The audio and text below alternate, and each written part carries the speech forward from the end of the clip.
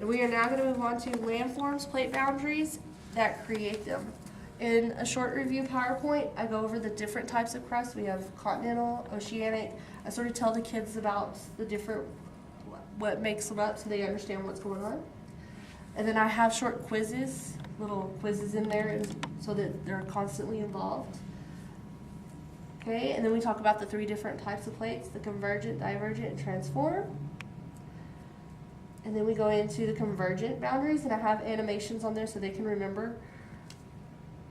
And then we could talk about continental to continental, continental to oceanic, oceanic to oceanic. So I make sure I hit all three because you never know which one's going to pop up. And then we talk about divergence. And we talk about where they are and what results of divergence, so the seafloor spreading. And we talk about everything that's lit up is actually seafloor spreading that's happening. Transform boundaries, we talk about San Andreas because that one clicks with them for some reason. And they can actually, if you pull it up on Google Earth, you can actually see it. I pull up Google Earth a lot during this. It's always up so they can see the different boundaries. We'll go look at them. And then again, we have little quiz for them.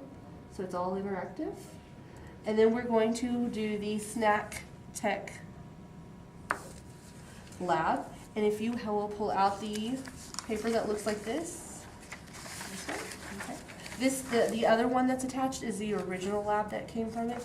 I made it into where you have a lab paper that you can laminate, and then you have your student paper where they answer everything.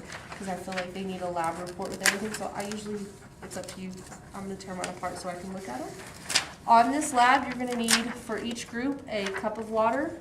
They have the mini fruit roll-ups now, which is just the right size, a graham cracker, wax paper, a knife, and icing. You can do it out of the cup, but it's a lot easier. And I know it's a little more expensive, but it is a lot easier if you use the spray one.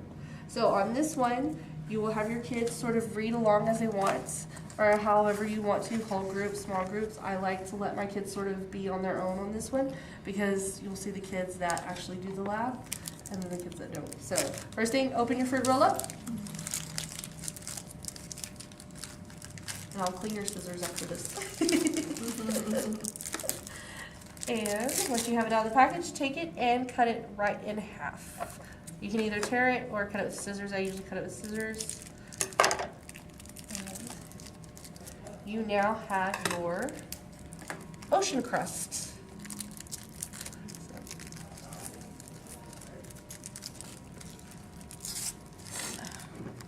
You want me to get... I'm not a child anymore. I can't do it. Here you go. No, it's okay. I can. Is it Okay, I got it. I Okay. got it. Oh my gosh. okay? Maybe not.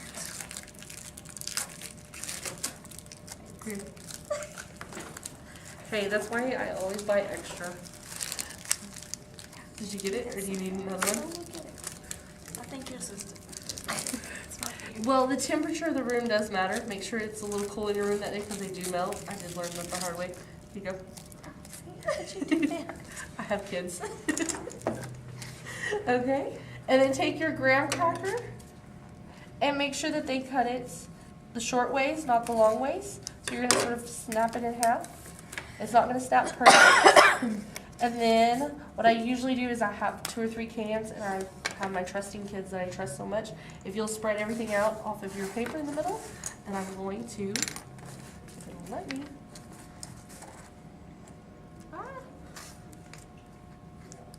There it goes. Make a pile, and I usually tell them to count to 5. If it's a big class, count to 3, but I usually do 5 because I'm nice on those days. And take your knife and smear out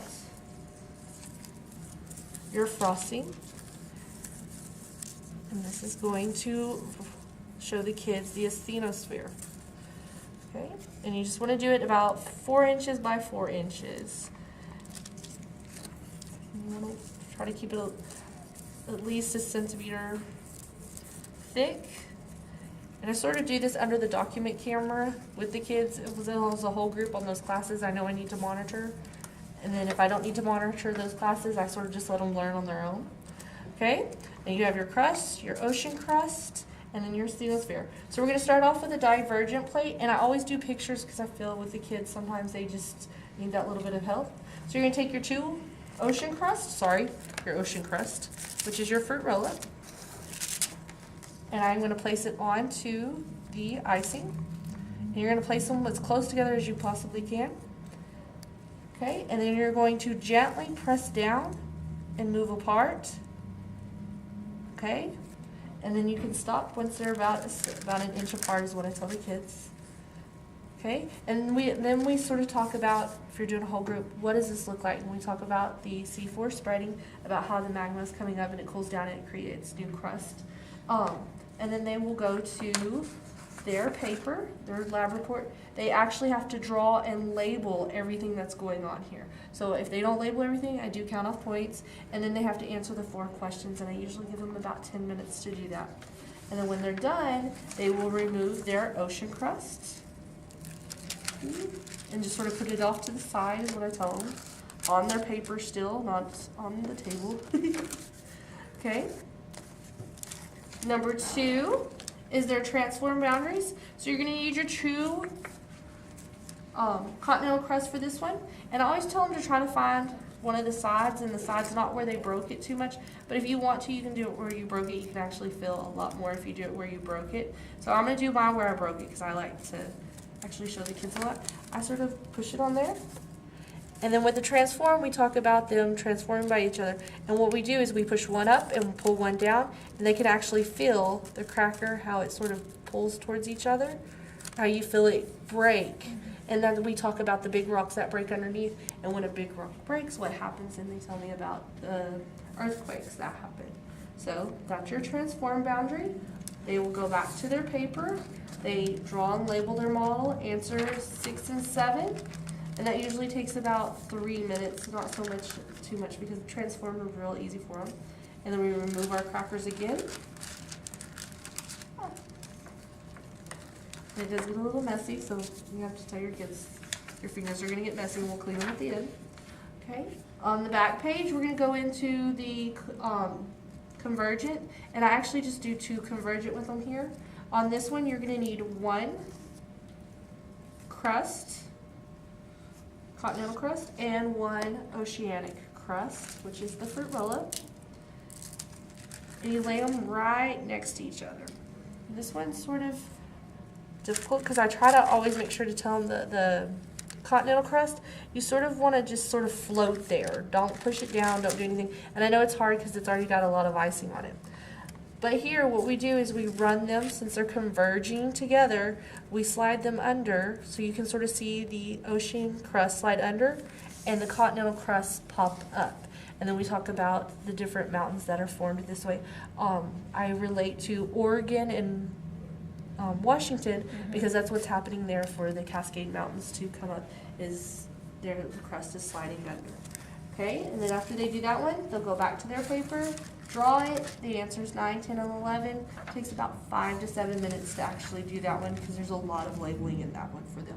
Because I have them label what's happening, that mountains are coming up. Okay, and then the very last one, you're going to need your 2 continental crust again.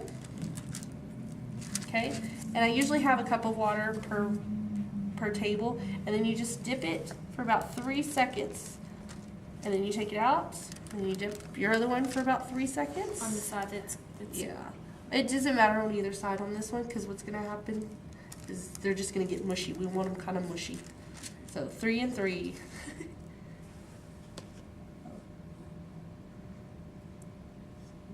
Okay.